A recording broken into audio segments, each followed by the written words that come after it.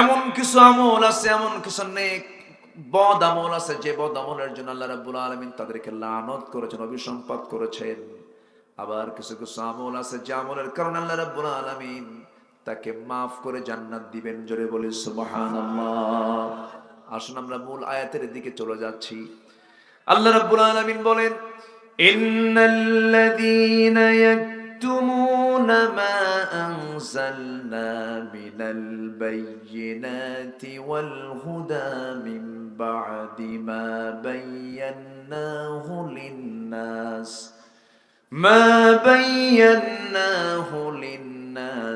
Feel কিতাবি উলাইকা ইয়ালআনুহুমুল্লাহু ওয়া ইয়ালআনুহুমুল লাঈনুন। জোরে বলুন আল্লাহু আকবার। আমি কি আলোচনা চালাবো? কারো কোনো কষ্ট নেই তো? সবাই থাকতে রাজি আছি তো ইনশাআল্লাহ? একটা লোক নড়বেন না। এই যে ভাই আসবেন, আবার আসবেন তো? ও আচ্ছা, 1 নাম্বার যান, বসেন। মাহফিলে বসে যদি আপনি তৃপ্তি না পান, আনন্দ না পান, মজা না পান, তাহলে ভাবতে হবে শয়তান আপনাকে ওয়াসওয়াসা দেওয়ার জন্য খুব ব্যস্ত হয়ে পড়েছে। আমরা কি শয়তানকে ব্যস্ত হওয়ার কোনো সুযোগ দেব? আসতে সুযোগ দেব? বসুন প্লিজ, বসুন। করজোরে মিনতি জানাচ্ছি, কেউ দোয়ার আগে ওঠার চিন্তাই করবেন না। মাহফিলকে সফল করার জন্য এখানে কি একার দায়িত্ব না সবার দায়িত্ব? সবার। কেউ যাবেন না। মাহফিলকে সফল করা মানে কোরআনকে সম্মান দেওয়া। বলি আলহামদুলিল্লাহ। বসুন। আপনি এক একটা ফুল, আপনি বাগানের এক একটা কি ফুল, বাগান থেকে ফুল যত কমে সৌন্দর্য বাড়ে না কমে? কমে যায়। আপনি উঠবেন, একটা ফুল চলে গেল, বাগানের সৌন্দর্য কমে গেল। বসেন। কত সময় হাটে ঘাটে মাঠে চার আড্ডায় বসে কত ঘন্টা ঘন্টা সময় নষ্ট করি, করি না সময়? কোরআনের জন্য সময়টা আমরা দেব। কোরআন আমাকে সময় দিয়ে জান্নাতে ঢুকায় দেবে। এমন শক্তি কোরআনকে কে দিয়েছেন? এই কোরআনের শক্তি কে দিয়েছেন? কোরআন আমার জন্য আপনার জন্য সুপারিশ করবে আল্লাহর কাছে। কোরআন বলবে, আল্লাহ এই বান্দাকে তুমি জান্নাত দাও। জোরে বলে সুবহানাল্লাহ। আমার ভাইয়েরা, আল্লাহ রাব্বুল আলামিন বলেন, কোন বান্দার জন্য আমি আল্লাহ লানত দেব? সেই বান্দাকে আমি আল্লাহ লানত দেব যে বান্দা কোরআনটাকে গোপন করেছে। আমি যা নাজিল করেছি, যে বাইয়িনা দিয়েছি, হুদা দিয়েছি, মানুষের জন্য সুস্পষ্ট করে কিতাবের মধ্যে যা আমি প্রকাশ করে দিয়েছি, সে কোরআনকে যারা আড়াল করবে, গোপন করবে। আমার বন্ধুগণ, বহু মুসলমান আছে 5 ওয়াক্ত নামাজ পড়ে, কিন্তু আল্লাহর আইনগুলোকে মানে না। আছে কি না বলেন? আছে না? আছে। নামাজ পড়ে, কিন্তু চোর চুরি করলে হাত কাটো বিধানটা কার? আসতে বলবেন না কার? কোরআন খুলে দেখেন, আস-সারিকু ওয়াস-সারিকাতু ফাকতাউ আইদিয়াহুমা। চোর এবং চুন্নি যদি কেউ চুরি করে ধরা পড়ে, ফাকতাউ আইদিয়াহুমা, তার হাতটা কেটে ফেলে দাও। কার কথা? আল্লাহর কথা। কিন্তু এই চুরির যে শাস্তি ইসলাম দিয়ে দিয়েছে, সেই শাস্তি যে চোরটা পাবে, সেই চোরটা হতে হবে অভাবী চোর না স্বভাবী চোর? বলেন বলেন, কি চোর হতে হবে? স্বভাবী চোর। তার অন্ন, বস্ত্র, শিক্ষা, বাসস্থান, মৌলিক সব চাহিদা পূরণ হওয়ার পরেও যদি কেউ চুরির আশ্রয় নেয়, ইসলাম তার হাতটা কেটে ফেলবে। একটা ঘটনা বলি, আমার দেশের সবচেয়ে একজন বড় ধনী ছিল। সেই ধনী লোকটা বড় কন্ট্রাক্টর ছিলেন। 80-র দশকের ঘটনা। সৌদি আরবে ব্যবসা করতে গেছেন, কনস্ট্রাকশনের কাজ করতে গিয়ে সেই জায়গায় চুরি ধরা পড়ে গেছেন। একটু ভুল হয়ে গেছে, চুরি হয়ে গেছে। সৌদি গভর্নমেন্ট বলল, কোনো কথা নেই, হাতটা কেটে ফেলে দেব। শেষ পর্যন্ত সেই সময় আমার দেশের রাষ্ট্রপতির অনুরোধে তার একটা হাতের আঙ্গুলটা কেটে ফেলা হয়। এত বড় ধনী হওয়ার পরেও চুরি করে ধরা পড়েছে, কোনো মাফ? আসতে বলবেন না, মাফ নাই। জুতা চোরের শাস্তি ইসলাম দেবে না। অভাবে চুরি করেছি, খাবার নাই, চুরি হয়ে গেছে, তার শাস্তি ইসলাম দেবে না। দুঃখজনক হলো সত্য, আমার দেশে অভাবের চুরি বেশি না কলমের খোঁচায় চুরি বেশি? বলেন বলেন বলেন বলেন বলেন। কলমের খোঁচায় চুরি বেশি। ফাইল নড়ি না, ফাইল অফিসে জমা দিয়েছেন, ফাইলটা পাস করতে হবে, ফাইল নড়ে না, কিন্তু একটু ঘুষের টাকা দিবেন, বিদ্যুৎ গতি ফেল। আমি কি ভুল বলছি? আমি কি ভুল বলছি নাকি? রমজান মাস, ঘুষের টাকা নিয়ে আসছে, অফিসার রোজা রেখেছেন, অফিসার বলতেছে ভাই আমি তো রোজা রেখেছি, ঘুষের টাকা আনছেন, এই টাকা আমি এখন হাতে নেব না, পকেটে ঢুকায় দেন, ইফতার করে দেখে নেব, ইফতার করে দেখে নেব। আমার বন্ধুগণ, মদ্যপান করলে তার শাস্তি ইসলামে আছে না নাই বলেন? মদ খেয়েছে কেউ, তাকে ধরে ফেলবে ইসলাম। জেনা করেছে কেউ, তাকে ধরে ফেলবে ইসলাম। জেনার শাস্তি হলো বিবাহিত হলে পরে তাকে পাথর মেরে শেষ করে দাও, কতল করে দাও। আর যদি অবিবাহিত কোনো মহিলা এবং কোনো পুরুষ যদি জেনার কাজে লিপ্ত হয়ে যায়, তাকে মিয়াতা জালদা, 100 দোররা মারো। সেই দোররা মারতে নিয়ে গোটা লোক, সমাজের সব লোক এক জায়গায় করে, এরপরে তারে মারো, লজ্জা দাও। আমার বন্ধুগণ, কিন্তু আমার দেশে যদি কোনো পুরুষ এবং নারী যদি উভয় ইচ্ছা অনুযায়ী যদি কোনো জেনার কাজে লিপ্ত হয়, তার পানিশমেন্ট হলো 100 টাকা জরিমানা। মাত্র কত বলেন? মাত্র কত? 100 টাকা। আর ইসলাম বলছে পাথর মেরে শেষ করে দাও। জেনার শাস্তি কত ভয়াবহ! আমার ভাইয়েরা, নামাজ পড়লাম, রোজা রাখলাম, হজ করলাম, দান সদকা করলাম, মসজিদ বানালাম, মাদ্রাসা বানালাম, চুরির বিধানকে মানলাম না, ডাকাতির বিধানকে মানলাম না, জেনার বিধানকে মানলাম না, সুদকে গ্রহণ করলাম, যাকাতকে প্রত্যাখ্যান করলাম। আমার বন্ধুগণ, ওই সমস্ত নামাজ বান্দাকে জাহান্নামে, জান্নাতে নিতে পারবে না। জান্নাত পেতে হলে কোন আয়াতকে আড়াল করা যাবে না। সূরা ফাতিহার বিসমিল্লাহ থেকে শুরু করি সূরা নাসির মিনাল জিন্নাতি ওয়ান নাস পর্যন্ত আল্লাহ তাআলা এর মধ্যে যা বলেছেন, এর মধ্যে যদি কোনো বান্দা একটা হরফও যদি অস্বীকার করে, তার ঈমান আছে না গেছে? বলেন, ঈমান আছে না গেছে?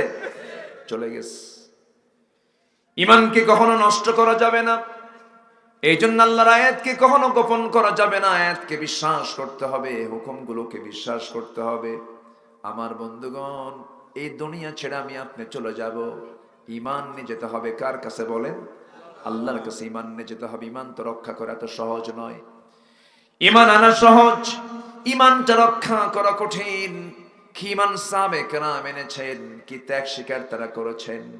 ঈমান আনতে গিয়ে দুনিয়াটা বিক্রি করে দিয়েছেন, ঈমানটা তারা রক্ষা করেছেন। আর আজকে দুনিয়ায় এমন কিছু ঈমানদার আছে, দুনিয়া ধরে ঈমান বিক্রি করে দেয়।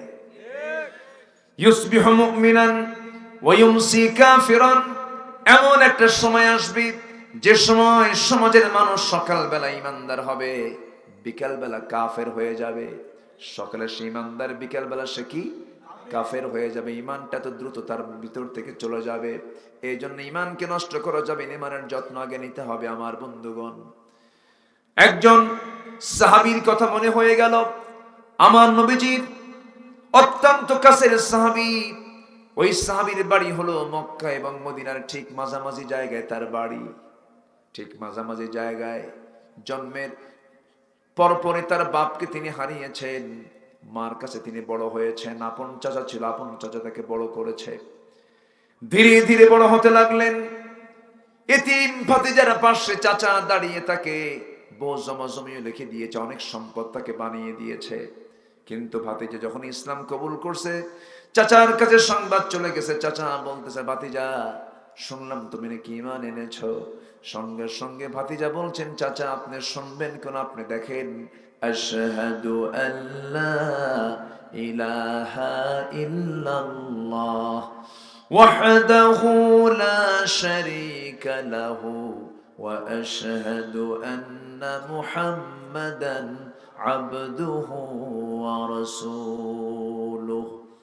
সঙ্গে সঙ্গে চাচা বলতেছে, ভাতিজা ইসলাম কবুল করছিস, তুই কি জানিস এর ফলাফলটা কি হতে পারে? এর ফলাফল হলো তোর সমস্ত সম্পত্তিগুলো আমি জোর করে নিয়ে নেব। এবার ভাতিজা ওই স্বামী বলছেন, চাচা আপনি জোর করে নেওয়ার কারণ দরকারটা কি? আমি স্বেচ্ছায় সব আমি আপনাকে দিয়ে দিলাম, তবু আমি ঈমান ছাড়বো না।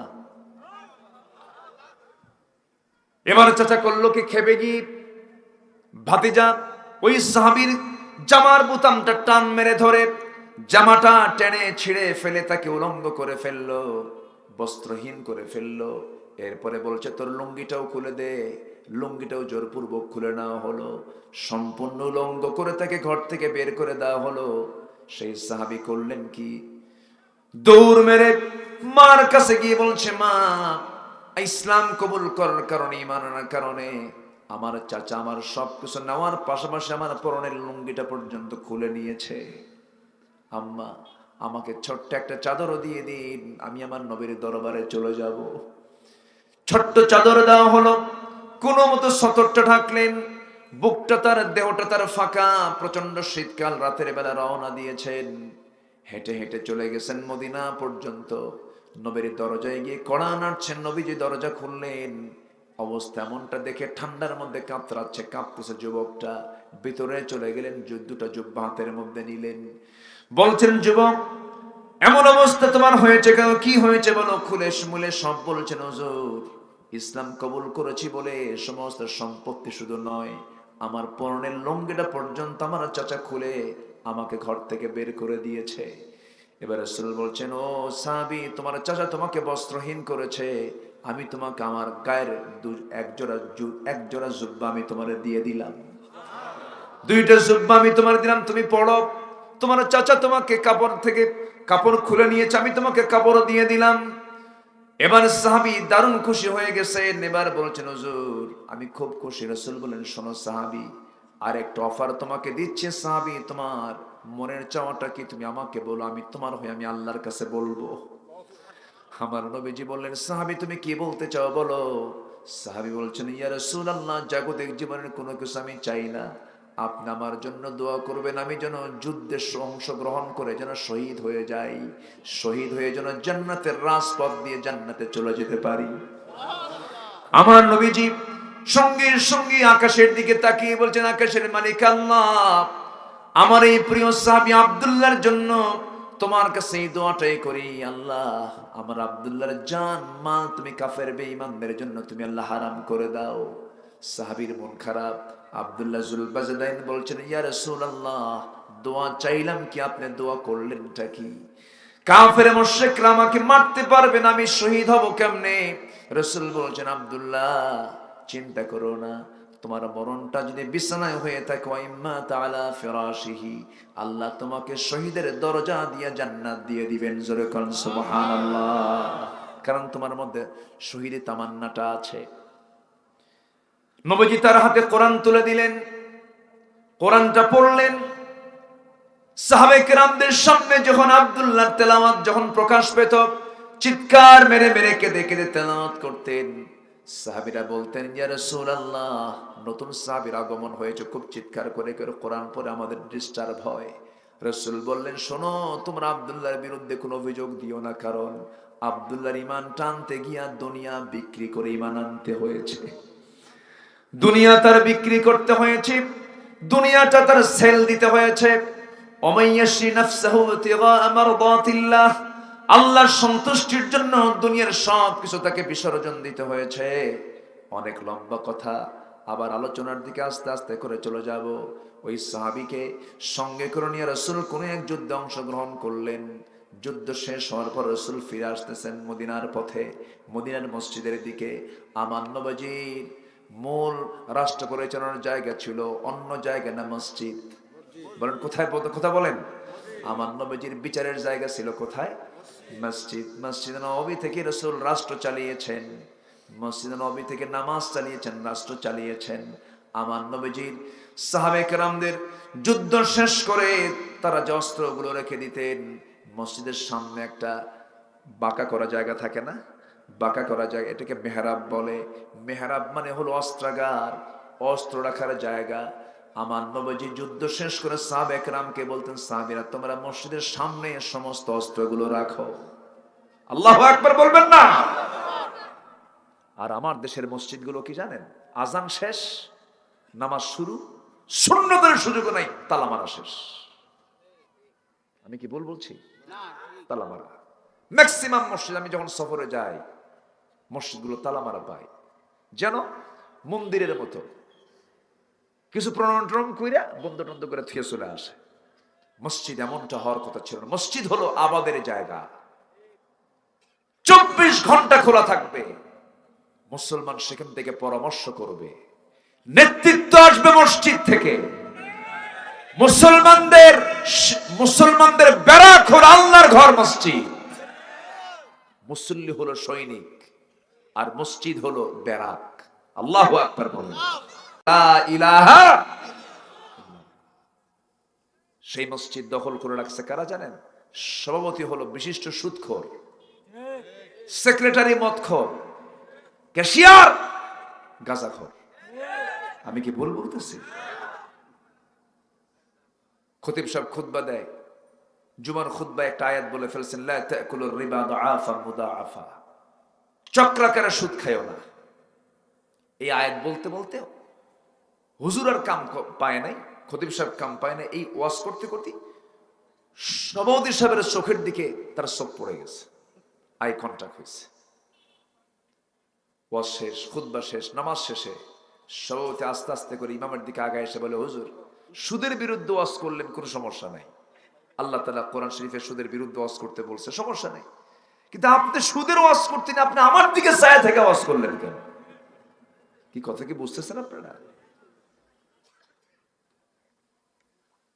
সম্মানিত ভাইরা, উচিত ছিল, সচেতন মুসল্লির দায়িত্ব ছিল সুদখোর, মদখোর এদেরকে কমিটি থেকে ঘাড় ধাক্কা দিয়ে বের করে দেওয়া। আমি কি ভুল বলছি?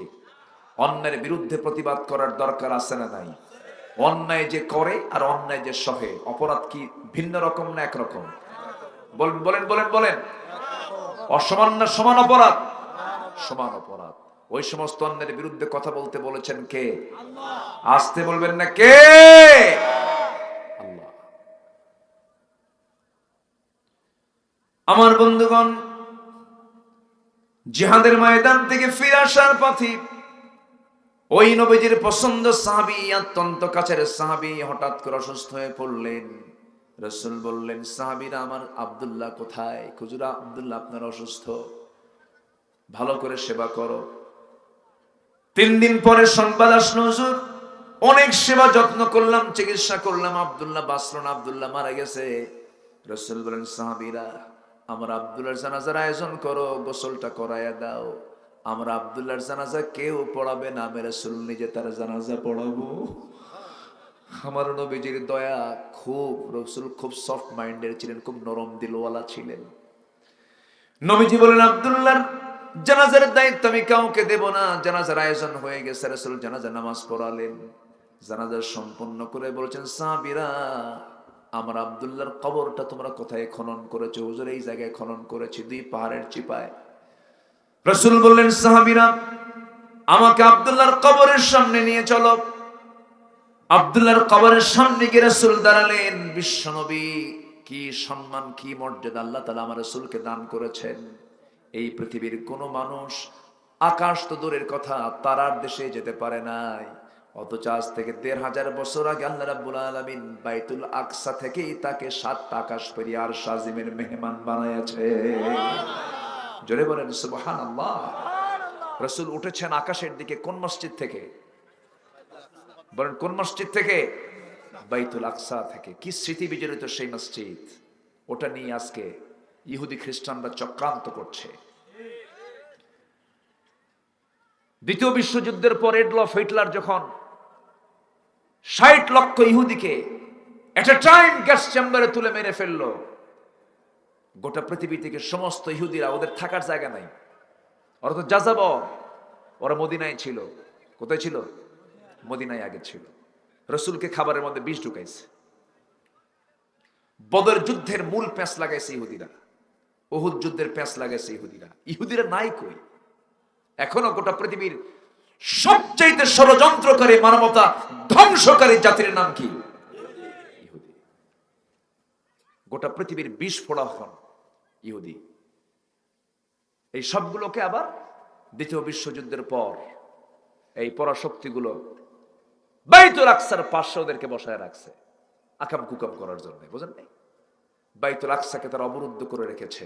টুডে এন্ড টুমরো ইহুদিদের কবরস্থান হবে ফিলিস্তিন। ঠিক কিনা? কবরস্থান ফিলিস্তিন হবে, অচিরেই হবে। কোরআন তাই বলে। কারণ অস্ত্রের দিক থেকে, অর্থের দিক থেকে, সম্পদের দিক থেকে কোনো তুলনাই চলে না। কোথায় ইসরায়েল আর কোথায় ফিলিস্তিন? ওরা মারে বোমা, এরা মারে ঢিল। এরা কি মারে? ঢিল মারে, ঢিল। পাথর কুড়ায়। একটা মহিলা ডাক্তার, নতুন বিয়ে হয়েছে, বাসর ঘর ছেড়ে দিয়ে বিকেল রাত্রেবেলা পাথর কুড়াচ্ছে। তো বলতেছে যে তুমি তো বাসর ঘর, তোমার তো বিয়ে হয়েছে, বাসর ঘর ছেড়ে তুমি পাথর কুড়াচ্ছ কেন? বলতেছে বাসর ঘর আমার দুনিয়াতে নয়, আমি আরামে জান্নাতে ঘুমাবো, পাথর কুড়াচ্ছি ইহুদিদেরকে নিশ্চিহ্ন করার জন্য। আল্লাহু আকবার বলবেন না? তারা জান্নাত পাবে না তো কারা জান্নাত পাবে? বাইতুল আকসা আমাদের, তারা জবরদখল করে রেখেছে। সুলাইমান আলাইহিস সালাতু ওয়াস সালাম বাইতুল আকসা নির্মাণ করেছেন। আল্লাহু আকবার। জিনদেরকে এক জায়গায় করে, কাদেরকে এক জায়গায় করে? জিনদের দ্বারা নির্মিত। সুলাইমান জিনদের সঙ্গে কথা বলেছেন, পিঁপড়ার সঙ্গে কথা বলেছেন। এত বড় মুলুকিয়ত আল্লাহ তাআলা তাকে দিয়েছেন যে এক সকাল বিকালে তিনি গোটা পৃথিবী ঘুরতেন তার সিংহাসনে চড়ে, বাতাসকে অর্ডার দিতেন, গোটা দুনিয়া ঘুরতেন।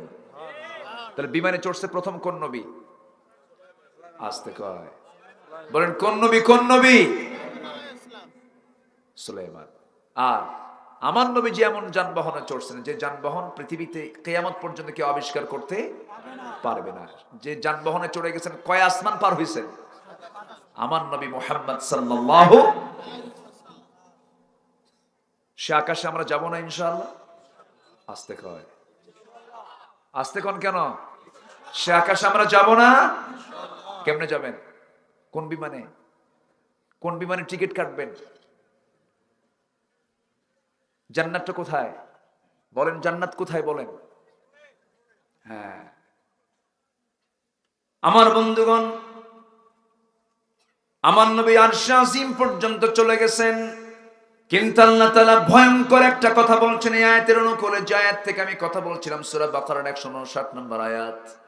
আল্লাহ রাব্বুল আলামিন এই আয়াতের অনুকূলে আরেকটা ভয়ঙ্কর আয়াত দিয়েছেন।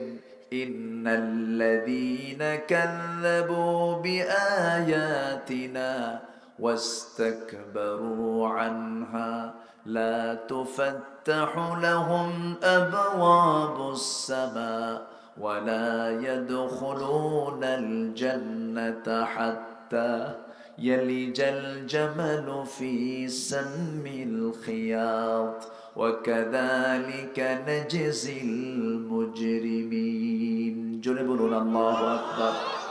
আল্লাহ তাআলা বলছেন নিঃসন্দেহে যারা কাযযাবু বিআয়াতিনা, আমি যে আয়াতগুলো দিয়েছি এই কিতাবে, আয়াতগুলোকে যারা মিথ্যা প্রতিপন্ন করবে, যারা অহংকার দেখাবে, আমি আল্লাহ তাদের জন্য আসমানের কোনো দরজাই খুলবো না। আসমানের কোনো দরজা? আচ্ছা আমার কথা কি বিরক্ত হচ্ছেন আপনারা? আসমানের কোনো দরজা খুলবো না আমি, এবং ওরা কোনোদিন জান্নাতে প্রবেশ করতে পারবে না। যেমন করে একটা সূঁচের ছিদ্র পথে, সুঁয়ের ছিদ্র পথে একটা উট প্রবেশ যেমন অসম্ভব, ওই সমস্ত বান্দার জন্য জান্নাতে যাওয়া তেমনই অসম্ভব। কি ভয়ঙ্কর কথা আল্লাহ বলে দিয়েছেন। আমার ভাইরা, সেই জন্য আমার আল্লাহর আয়াতকে আমরা স্বীকার করব, আমল করব। জোরে বলি ইনশাআল্লাহ, আরো জোরে বলি ইনশাআল্লাহ। আমার বন্ধুগণ, আমার ভাইরা, ওই সাহাবীর কথা বলছিলাম। রাসূল বললেন, সাহাবীরা আমাকে ওই আব্দুল্লাহ কবরের পাশে নিয়ে চলো, জানাজা শেষ হয়ে গেছে। রাসূল কবরের পাশে গিয়ে দাঁড়ালেন, দাঁড়িয়ে বলছেন, সাহাবীরা আব্দুল্লাহর লাশটা নিয়ে আসো। নিয়ে আসা হলো। রাসূল বললেন, শোনো সাহাবীরা, আব্দুল্লাহর কবরে আজকে কাউকে নামতে দেব না। আব্দুল্লাহর কবরে আজকে আমি রাসূল নিজে নামবো। রাসূল নিজে তার কবরে নামলেন। কবরে নেমে রাসূল বলছেন, সাহাবীরা, আমার আব্দুল্লাহর লাশটা আমার হাতে তুলে দাও। আমার আবু বকর তুমি কোথায়? আমার ডানে নামো। আমার ওমর তুমি কোথাও? আমার বামে নামো। কবরে নেমেছেন কয়জন? তিনজন। একজন মুহাম্মদ সাল্লাল্লাহু আলাইহি সাল্লাম, এবং তারপরে হচ্ছেন আবু বকর, তারপরে হচ্ছেন ওমর। বিশ্বের সেরা তিনজন মানুষ যেই বান্দার কবরে নামতেছেন, সেই বান্দা হচ্ছে আব্দুল্লাহ জুল বাজাদাইন। হাতটা সামনের দিকে আগায় দিলেন, লাশটা হাতের মধ্যে নিলেন। রসুলের চক্ষু অশ্রুপূর্ণ, রসুল কাঁদতেছেন, আর আব্দুল্লাহ লাশটা কবরে শোয়া দিচ্ছেন। বুকের উপরে হাত রেখে কাদা কাদা কণ্ঠে বলছেন, আরশের মালিক আল্লাহ, ও আরশের মালিক আল্লাহ, এই মুহূর্ত পর্যন্ত আমি আব্দুল্লাহর উপরে সন্তুষ্ট আছি, রাজি আছি। আল্লাহ তুমি আব্দুল্লাহর উপরে রাজি হয়ে যাও, সন্তুষ্ট হয়ে যাও। এই দোয়াটা যখন রাসূল তার জন্য করলেন, পাশে দাঁড়িয়ে থাকা একজন সাহাবী, যিনি হচ্ছেন সাদ বিন আবি ওয়াক্কাস রাদিয়াল্লাহু তাআলা আনহু, যিনি সমুদ্র বক্ষে ঘোড়া দাবড়ায় দিয়েছেন, খুর পর্যন্ত ভিজে নাই, যে সাদ বিন আবি ওয়াক্কাস দোয়া করলে পরে সঙ্গে সঙ্গে সেই দোয়া আল্লাহর দরবারে মঞ্জুর হয়ে যেত। জোরে বলেন সুবহানাল্লাহ। এত দামি সাহাবী ছিলেন সাদ বিন আবি ওয়াক্কাস। সেই দামি সাহাবী ওই কবরের পাশে দাঁড়িয়ে দাঁড়িয়ে যখন নবীর এই দোয়াটা শুনতেছিলেন, বলছেন, আল্লাহ, আমার মতো বড় বড় কপালওয়ালা মানুষ এই পৃথিবীতে আর কেউ নাই। আমি সাদ বিন আবি ওয়াক্কাস যদি এই মুহূর্তে এই জায়গায় জীবিত না হয়ে আমি যদি আজকে আব্দুল্লাহর জায়গায় আমি যদি লাশ হয়ে শুয়ে থাকতে পারতাম, আমার জীবনটা বড় ধন্য হয়ে যেত। জোরে কোন সুবহানাল্লাহ। আমার ভাইরা, ইমানকে লালন করতে হবে, ইমানের যত্ন নিতে হবে। ইমানকে কখনো ধ্বংস করা যাবে না। আমরা আল্লাহর জান্নাতে চলে যাব। জোরে বলি ইনশাআল্লাহ। জোরে বলি ইনশাআল্লাহ। জান্নাত কি সবাই পেতে রাজি আছেন? সবাইকে জান্নাত পেতে রাজি আছেন? সেই জান্নাত নেব আমরা। কয় নাম্বার জান্নাত বলেন? আসতে বলবেন না, কয় নাম্বার জান্নাত? জান্নাত মোট কয়টা? আসতে বলবেন না, জান্নাত মোট কয়টা? 8টা জান্নাত। এই 8টা জান্নাতের যে কোনো একটা জান্নাত যদি আমাদের জুটে যায়, আমরা বড় সৌভাগ্যবান হয়ে যাব। কিন্তু জাহান্নামটা যদি হয়ে যায়, বড় বড় কপাল হয়ে যাবে আমাদের। জাহান্নাম থেকে বাঁচাটাই হলো সবচেয়ে বড় চ্যালেঞ্জ। জাহান্নাম থেকে আমাকে যে কোনো মূল্যেই বাঁচতে হবে। হারাম কোনো কাজের দিকে যাওয়া যাবে না, হারাম কোনো পন্থা অবলম্বন করা যাবে না। এবার আল্লাহ তাআলা সেকেন্ড আয়াতে বলছেন, 160 নম্বর আয়াতে বলছেন, ইল্লা, তবে হ্যাঁ, আল্লাযীনা যারা তাবু, যারা তওবা করবে। আমি কি দোয়া করে দেব? যে ওঠে কেন? এই যে মাঝে মাঝে একটু ওঠাউঠি দেখা যায়, ডায়াবেটিসের প্রভাব বেশি আছে, দোয়া করে দেই তো ওঠেন কেন?